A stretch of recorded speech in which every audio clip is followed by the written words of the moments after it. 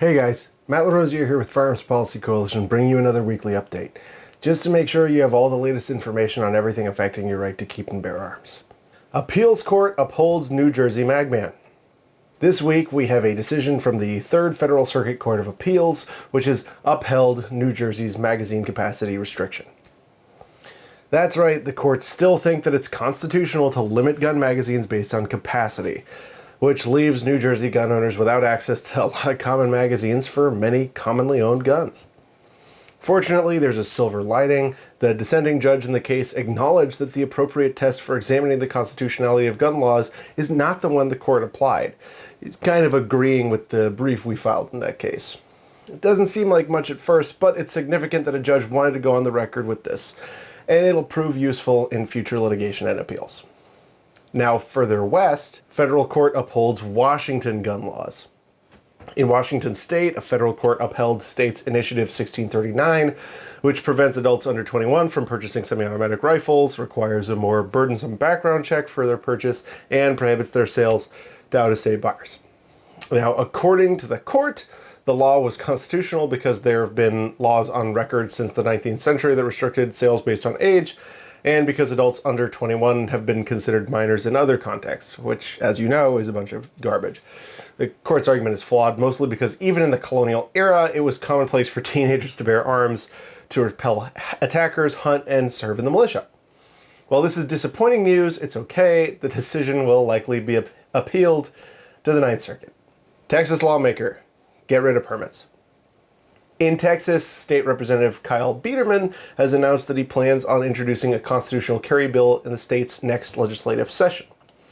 Although Texas is known for being fairly gun-friendly, the permitting process is somewhat burdensome and requires fingerprinting and training. Unsurprisingly, opposed to the bill, Moms Demand Action claims that if people are allowed to exercise their natural right to self-defense, somehow the entire state is going to fall apart. Because, naturally, of course, people who carry guns tend to just, randomly shoot at each other. Human sacrifice, dogs, cats living together, mass hysteria. Hopefully this thing gets passed so we can see it firsthand. Now over in Syracuse, city seeks snitches. In Syracuse, New York, the police are asking people to tattle on their neighbors for building guns at home. According to one of the city's police officers, you have to register the guns you build, and traditionally, criminals aren't doing that. Well, what do you know? People who don't obey the law don't obey the law. Also, just not building the gun without registering it makes you a criminal under that stupid garbage law. So, yeah, good logic. What's hilarious about the whole thing is that the police haven't figured out that you can't stop people from building guns. They also haven't realized that asking people to work as secret police snitches isn't a good look. Maybe instead of trying to stop people from engaging in one of America's oldest pastimes, they could spend some time, helping people or something. I know that's a wild proposition. Anyway, a little further south, town to ban open carry on public property.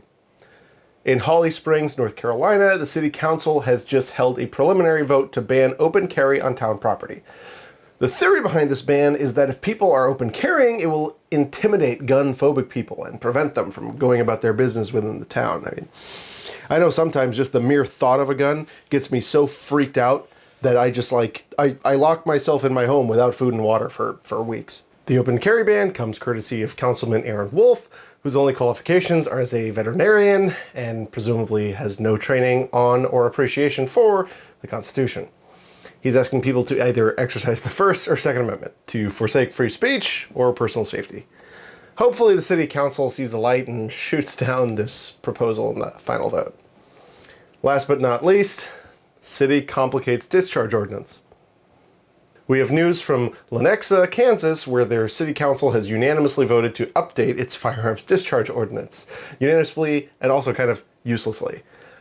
Previously, it was unlawful to discharge a firearm in city limits except for situations like self-defense or in the line of duty as a police officer, which, by the way, is supposed to be self-defense.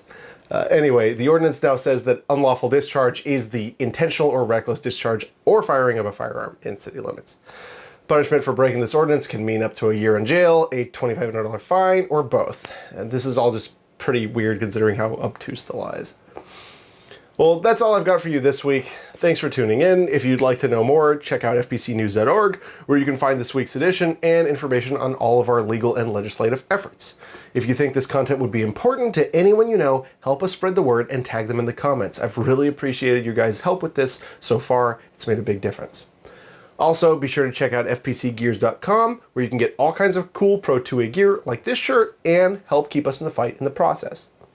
As always, keep your eyes on Firearms Policy Coalition, where we're keeping up the fight for all of your rights all the time. I've been Matt LaRosiere, and I'll see you real soon.